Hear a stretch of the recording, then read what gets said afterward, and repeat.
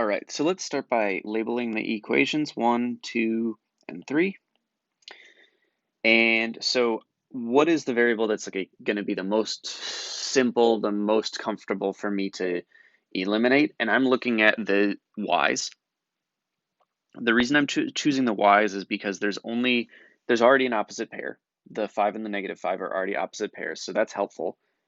And then I have a negative y, and so I could take this negative y and multiply it by 5 and add it to this equation, and then I should be able to eliminate the y's another way. So let's do all that stuff. I know that I just said it out loud, but let's write it down for real. So if I take equation 1 and I add it to equation 2, then let's write out what we get. So 4x minus 5y minus 5z is equal to -23.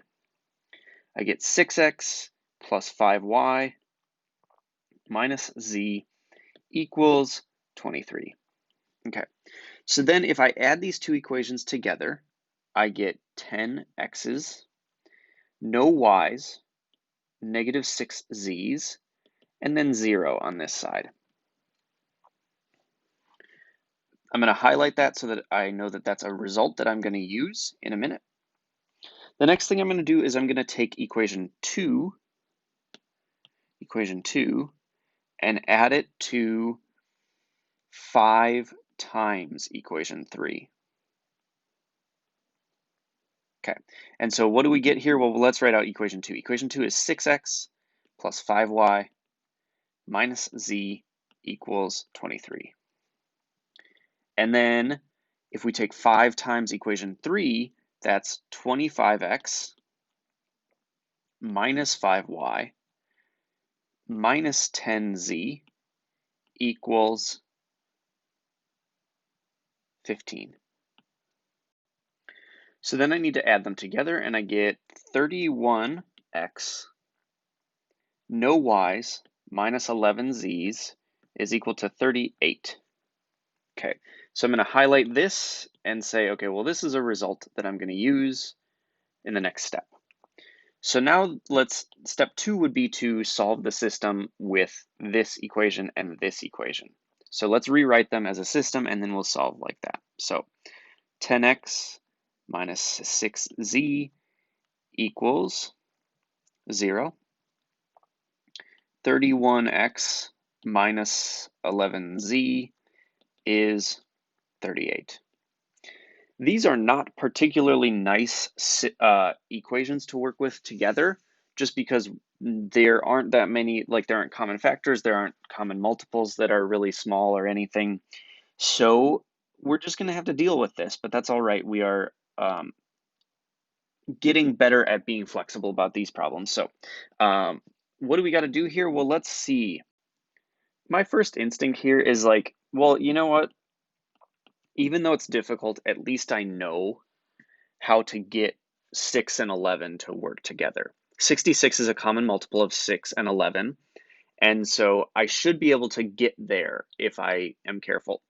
The 10 and 31, the common multiples are not so good, so and they're pretty huge. So let's use 6 and 11. Let's eliminate the z's, and the way that I'm going to do that is I'm going to multiply the first equation by -11, so that I get a positive 66z. And the second one, I'm going to multiply the second equation by just regular 6. Okay, so what do we get here? I end up with -110x plus 66z equals 0. 31 times 6 is 186.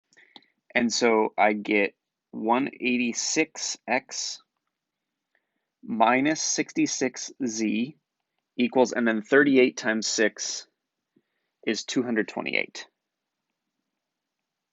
Okay, when I add these two equations together, I get 76x equals 228.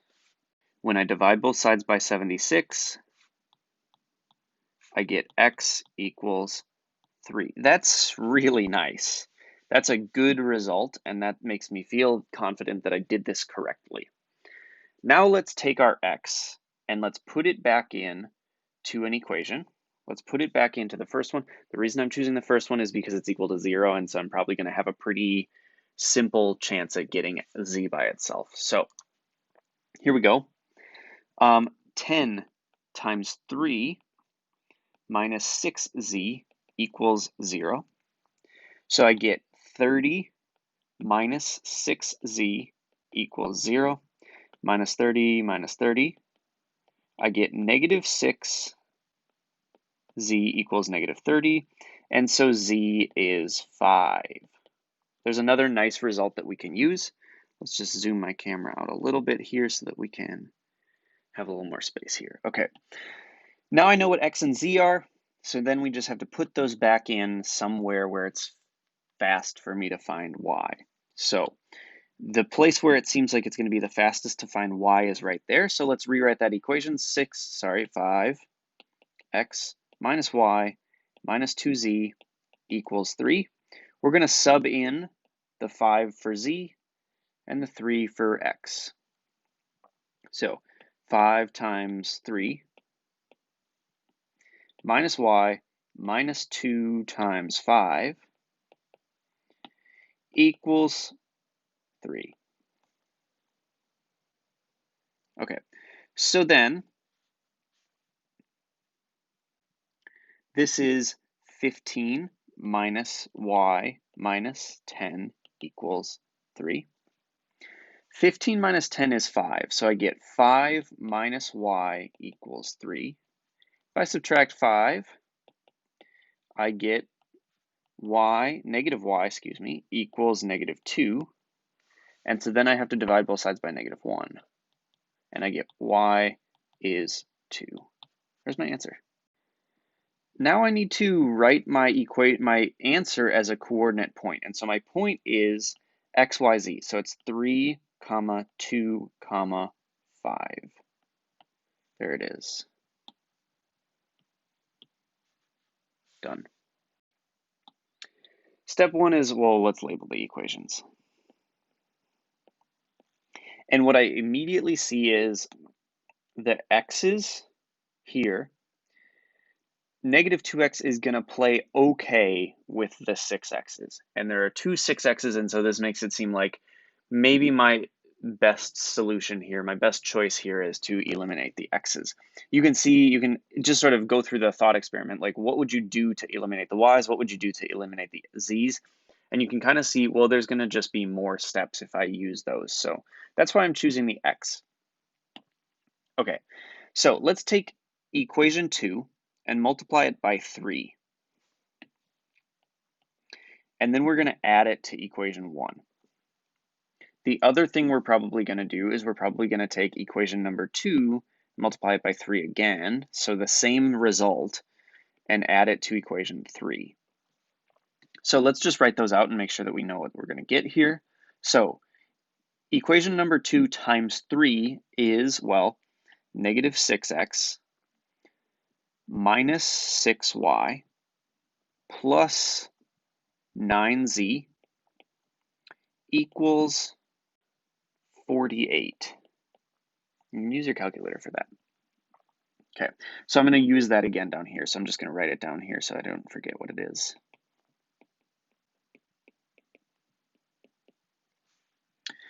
Then I'm going to take on the top equation, or the top one, I'm going to use equation 1. So that's 6x minus 6y plus 6z equals 0. And then on the bottom one, I'm going to do I missed an x here. 6x minus 3y minus 2z equals negative 29. Okay, so let's just figure out what we get for each of these. I get no x's, but I get negative 12y, and I get 15z equals 48 here. I'm going to highlight that so that I remember to use it in a minute. Down here, what do I get? Well, no x's, but I get negative 9y plus 7z equals 19. Okay, So let's highlight that also. We're going to use these two highlighted equations now that we have y's and z's in both of them. So let's solve that system. So let's write it down again. We get negative 12y plus 15z equals 48. Negative 9y plus 7z equals 19. Okay.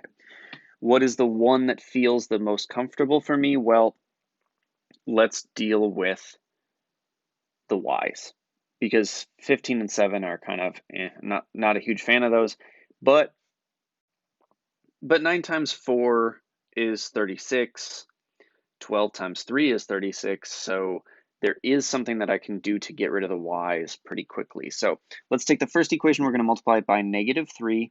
We're going to take the second equation and multiply it by positive 4. That's going to create an opposite pair between the y's, and so then I will be able to eliminate those. So what do we get here?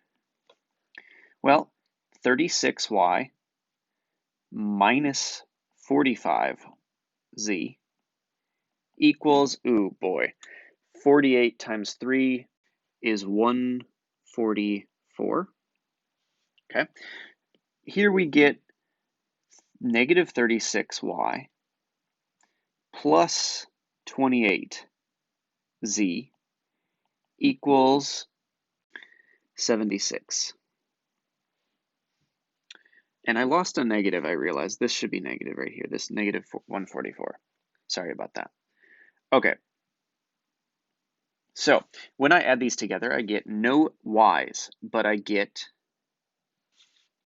negative 17 z's, and I get negative 68 here. If I divide both sides by negative 17,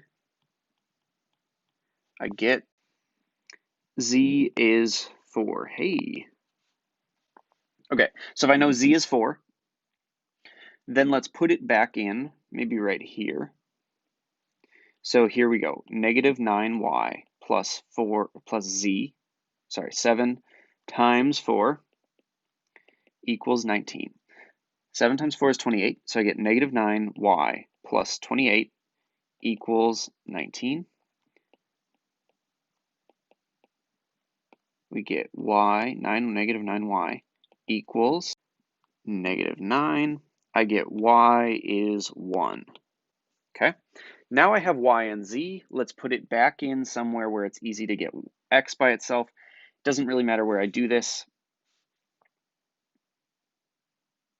but let's just kind of make my frame a little bigger so that I can work with it a little bit easier. Let's take equation 2 just for kicks. Doesn't really matter. So negative 2x, x is the thing I need still, minus 2y is 1, plus 3z is 4 from here, equals 16. Okay, so now I need to solve for x. So I get negative 2x minus 2 plus 12 equals 16. Negative 2 plus 12 is 10, so I get negative 2x plus 10 equals 16, minus 10, minus 10. I get negative 2x equals 6. Divide both sides by negative 2, I get x equals negative 3. My solution as an x, y, z point is negative 3, 1, 4. There it is.